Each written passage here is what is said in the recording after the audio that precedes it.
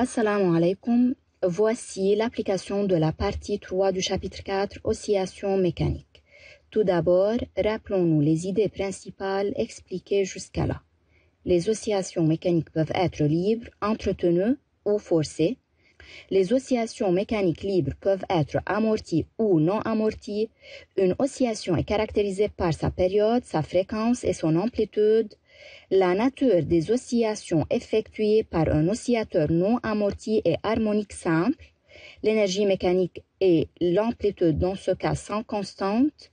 L'équation différentielle de mouvement harmonique simple est x secondes plus k sur mx est égal à 0.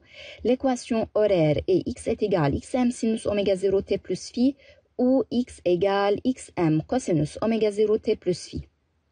La pulsation propre est oméga 0 est égal radical k sur m et la période propre est égale à 2 pi radical m sur k. Commençons par cette application. Un pendule élastique horizontal est formé d'un solide S de masse m égale 200 grammes, d'un ressort R de masse négligeable et de raideur K est égale 20 newtons par mètre.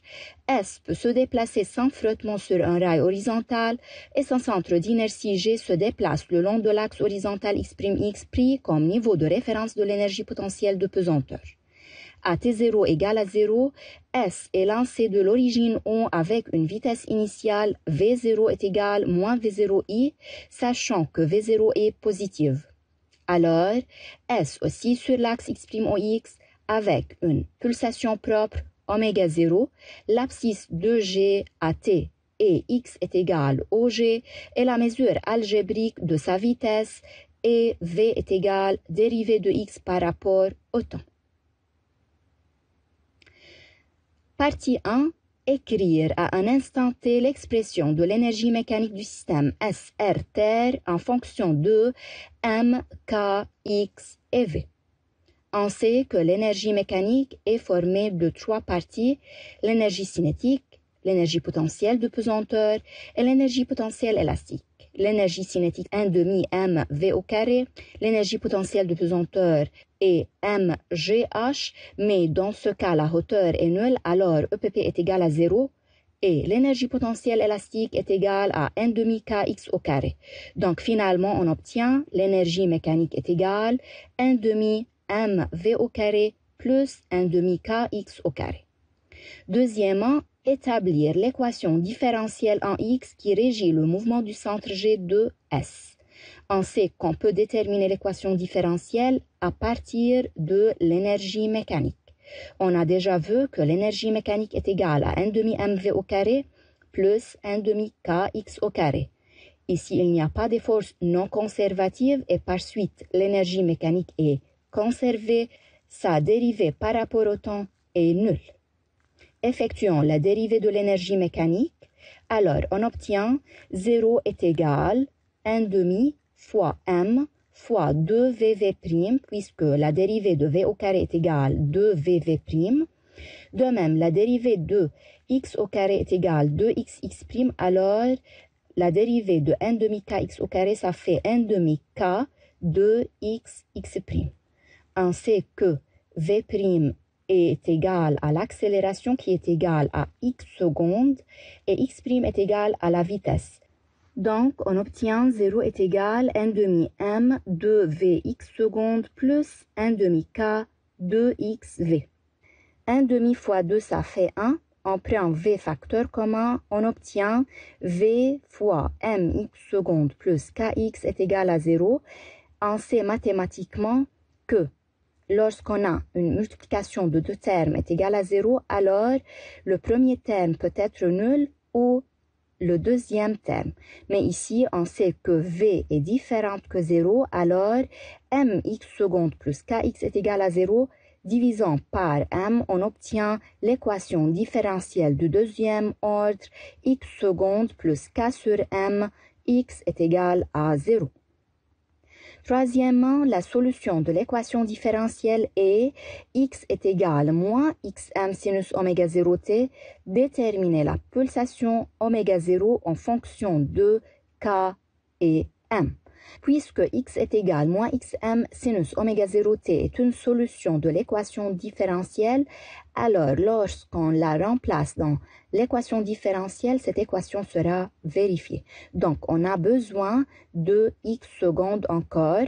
Pour déterminer x secondes, premièrement, on trouve x' qui est égal à moins xm multiplié par oméga 0 cosinus oméga 0 t. X seconde, qui est la dérivée de x' est égale à moins xm fois oméga 0 et la dérivée de cosinus oméga 0t est égale à moins oméga 0 sinus oméga 0t. Alors, on obtient finalement x seconde est égal xm oméga 0 carré sinus oméga 0t. Maintenant, on remplace x et x seconde dans l'équation différentielle x seconde plus k sur mx est égal à 0. Alors, xm oméga 0 carré sinus oméga 0t plus k sur m, à la place de x, on met moins xm sinus oméga 0t égale à 0.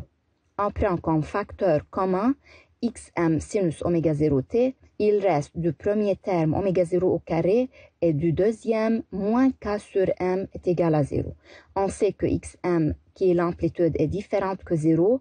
Sinus oméga 0t est différente de 0, quel que soit t. Alors, on obtient oméga 0 carré moins k sur m est égal à 0. Et par suite, oméga 0 carré est égal à k sur m. Alors, oméga 0, qui est la pulsation propre, est égal à k sur m. Partie 4, déterminer la valeur de la période propre T0. T0 est donné par la formule 2pi sur oméga 0. Oméga 0 est égal à radical k sur m. Alors, 1 sur oméga 0, ça fait radical m sur k. Et par suite, T0 est égal 2pi fois 1 sur oméga 0 est égal 2pi radical m sur k, qui est égal à 2pi radical. À la place de m, on met 0,2 kg. À la place de k, 20. Donc, on obtient 2pi sur 10 secondes. Finalement, partie 5, déterminer l'expression de l'amplitude xm en fonction de V0, K et M.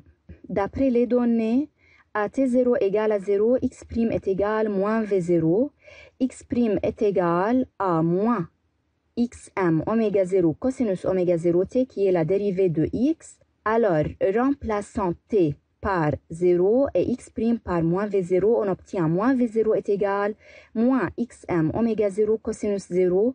Donc, v0 est égal xm radical k sur m et par suite xm est égal v0 radical m sur k. C'est la fin de l'application de la partie 3. Merci pour votre attention.